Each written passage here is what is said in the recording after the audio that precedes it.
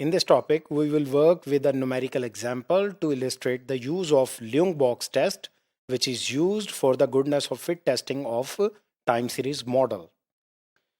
Suppose we have an observed time series of 226 observations and we have fitted an ARIMA 022 model on this particular time series. So effectively we have 224 observations because 2 observations will be lost due to the effect of differencing. Now having this fitted model with us, we want to test if this model is good or not for this particular sample time series. So we will use the portmanteau test, that is the Leung box test, to see if the fitted model is good or not. So the first step is to obtain the residuals from this fitted model and then calculate the residuals autocorrelation up to a certain specified lag.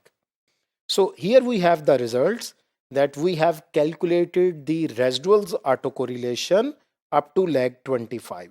So having all these 25 residuals autocorrelations with us, we can test the adequacy of the fitted model, that is ARIMA 022. ये जो residuals की auto correlation हमारे पास आ गई हैं, ल्यूंग Box test में हम इनको use करेंगे और वहां से हमें पता चलेगा कि हम अपने फिटेड मॉडल को एक गुड मॉडल कह सकते हैं या नहीं. तो पहला स्टेप ये होगा कि हम एक हाइपोथेसिस फार्मूलेट कर लें. तो हाइपोथेसिस ये होगा h not rho k is equal to 0, k is equal to 1 to m. अगर ये हाइपोथेसिस एक्सेप्ट हो जाता है तो इसका मतलब होगा मॉडल गुड है, और अगर ये हाइपोथेसिस रिजेक्ट हो जाता है तो इसका मतलब है मॉडल गुड नहीं है, क्योंकि इसकी एक्सेप्टेंस का मतलब है कि रेजिडुअल्स की ऑटो कोरिलेशन 0 है, जो कि एक गुड मॉडल की इंडिकेशन होगी. अब यहाँ पर हमें m चूज करना होगा, तो हमने कन्वेंशनली m की वैल्यू 25 चूज कर ली. m की वैल्यू को हम 25 से कम या ज़्यादा भी कर सकते हैं. अगर m की वैल्यू बहुत बड़ी यूज़ की जाए तो उससे हमारे टेस्ट का साइज़ तो बेहतर हो जाता है, लेकिन पावर उसकी इफ़ेक्ट होती है. जबकि अगर m की बहुत छोटी वैल्यूज़ यूज़ की जाएं तो उससे हमारे जो टेस्ट स्टेटिस्टिक है उसका साइज़ पुअर हो जाता है.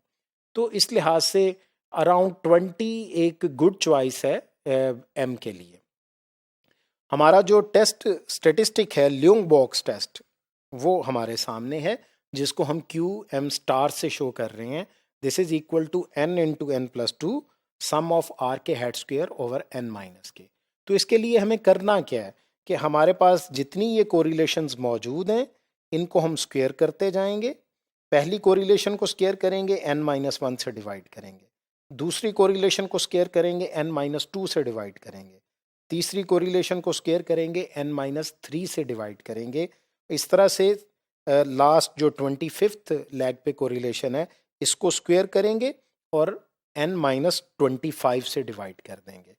तो हर कोरिलेशन को, हर लैग पे जो कोरिलेशन है उसका स्क्वायर किया जाएगा और उसको n- दैट पर्टिकुलर लैग उससे डिवाइड कर दिया जाएगा. उसको जब हम सम कर लेंगे और उसके बाद उसको n इंटू n प्लस 2 से मल्टीप्लाई करेंगे तो हमारे पास ल्यूंग बॉक्स टेस्ट का रिजल्ट आ जाएगा. अगर हम यहाँ से कैलकुलेशंस करें तो QM स्टार की वैल्यू हमारे पास 36.2 आ गई. अब ये वैल्यू क्या इंडिकेट करती है कि क्या हमें हाइपोथेसिस एक्सेप्ट करना चाहिए कि रिजेक्ट करना चाहिए. उसके लिए हमें हमारी एसिम्प्टोटिक डिस्ट्रीब्यूशन से एक क्रिटिकल वैल्यू चाहिए होगी, क्योंकि Ljung Box test chi square distribution को फॉलो करता है with degrees of freedom m-p-q. तो हमने काई स्क्वायर डिस्ट्रीब्यूशन से टेबल वैल्यू ले ली at level 0.95 and degree of freedom 23 220. इस तरह से ये जो m हमारे पास 25 था और क्योंकि हमने आरिमा 022 मॉडल फिट किया है, इसका मतलब है p की वैल्यू 0 है और q की वैल्यू 2 है.